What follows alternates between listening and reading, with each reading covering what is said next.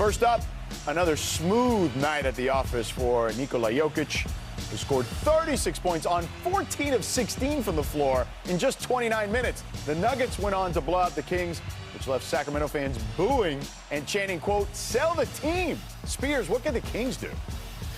Oof. Scott Perry, get to work. I mean, you got vets that aren't totally happy with the coaching staff.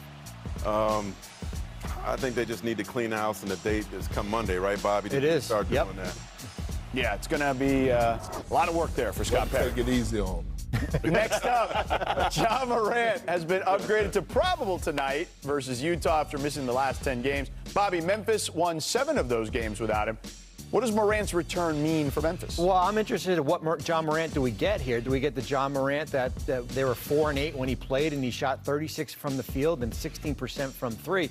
Remember, the success with Memphis came with Zach Edey, who is now out for an extended period of time.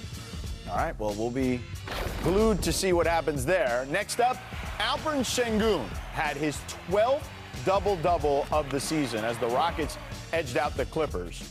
And Sengun was just going to work. You see it there, inside, outside, spin move, turn around, hook shot. He had it all working, okay, getting his teammates involved. But another big reason was because the Clippers, you'll see this in just a moment, had plays like this. 3-point game, no one comes back to inbound the ball, and then Nicholas Batum does.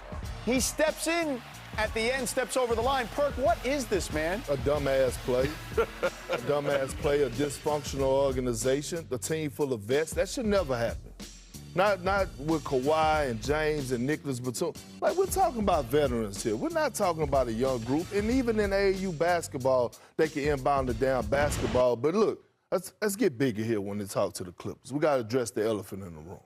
The elephant in the room is Kawhi Leonard. You know what I mean? And it's time to move on from Kawhi Leonard. It's time for the Los Angeles Clippers to trade Kawhi Leonard. They have been trending downward since they signed him. Look at what all they lost. They done lost damn near everything. And look, we know when he's on the floor, he's going to perform. We understand that. But the problem is he's never available.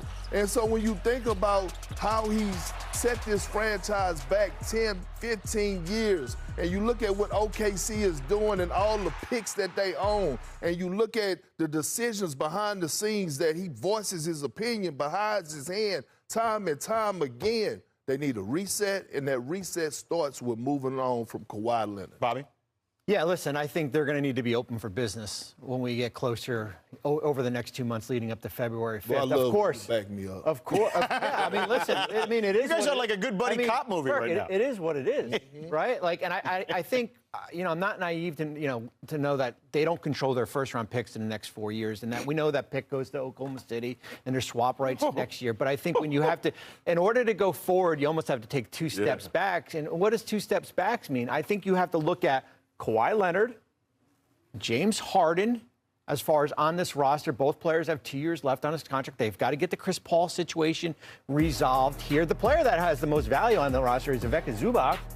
But goodness gracious, he's got on a great contract here. If you're going to move off him, you better be hoping to get multiple picks back. But yes, I do think this roster has to take a step back as far as where they're going. They're 6-19. Can they get in the play-in? Perhaps here. But I think they have to look at the big picture moving forward. Cupboard is bare right now, Mark. How do you feel about all this?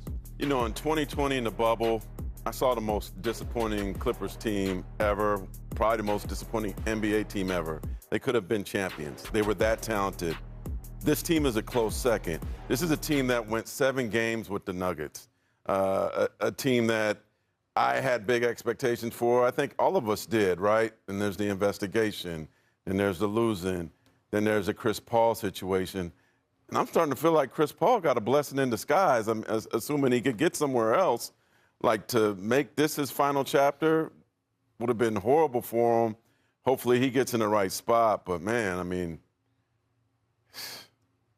it's rough. Well, real quick on it. The one thing the video didn't show, and we saw Batum go over the line, There was no Clipper player come back for the Well, ball. he was the only one that came back. Yeah, I mean, And James nobody Harden, followed him. nobody came back to make an effort to Right. come get the ball. Yeah, it's This crazy. is the host of the All-Star game. Right. Like, so when All-Star games come, there's going to be a cloud hanging over into it. Yeah, it'll be fascinating to see how it all works itself out. Still plenty of time, though, as deals can be traded soon. All right, the Magic will face the Knicks in the NBA Cup semifinals. How did they get here? First, they went 4-0 in their group, winning by an average of 16 points per game. In the quarterfinals, Orlando took down the Miami Heat. Desmond Bane led the way, matching his season high with 37 points, while Jalen Suggs had 20 points for the third time in the last 4 games. And this continued a hot stretch for the Magic, where they've won 14 of their last 20 games. During this span, they've ranked in the top 10 in both offense and defensive efficiency. And now joining us on NBA Today is Jalen Suggs. Jalen, listen, I just mentioned you guys have won 14 of the last 20. You guys had a bit of a challenging start to the season. How is it that you guys are here right now? What was said during those times, during the tougher times, to get you back to this point? Trying to stay with the process. We understood that it was a long season. We understood that we were still making adjustments. Dez was still, getting welcomed into the city. Tyus was still getting welcomed into the city. We were still trying to understand how we wanted to play offensively in terms of our flow, where we're getting looks, where we're getting shots. And those things just kind of take some time. We did as much as we could through camp in our preseason games, but obviously season starts and you want to get off to a hot start. And we didn't do it. But coming together and having the conversations, I think that's where we've taken the biggest growth this year, is that whenever things go sideways or things go wrong or there's a challenge to figure out, I think we come together and have really good dialogue in terms of how to move forward past it and how to accomplish the task at hand. And that's exactly what it took. And then we just put our heads down and, made it a standard that we're coming out playing hard, turning up our defense, and hooping. And, it's led to a lot of good wins. I think we've been playing pretty good basketball. And, we're just looking to continue to build, Jalen, you've already played New York 3 times. This is going to be the 4th time you've played them in the last 2 months. And we put up a stat that Jalen Brunson has averaged 32 points. However, he's shot 5 for 20 from 3. You don't have to tell me the secrets as far as guarding him, but what do you got to do to make life a little bit more difficult for him?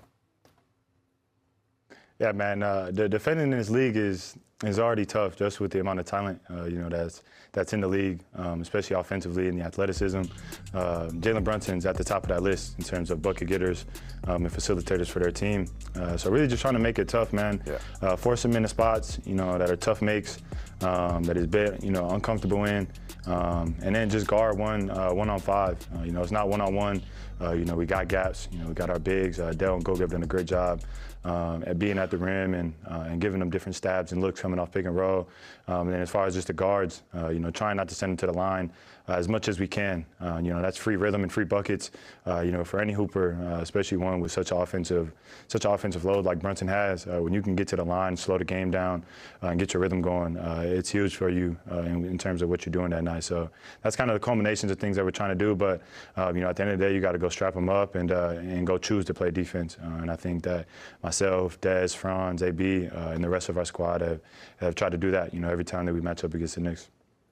Hey, Jalen, Mark Spears here. Man, it's been a tough road for you. You missed last season, a lot of last season. You missed the playoffs. How did you get through it mentally, physically, and how much do you appreciate where you are now being involved? Oh, man, growing up in this league is so cool. The NBA is so dope for that, just in terms of the things that it exposes you to, and the challenges that it presents to you, especially, being one and done at a young age. Kind of forced you to grow up a little fast, which I've appreciated. Hasn't all been easy, like you're talking about in terms of the injury.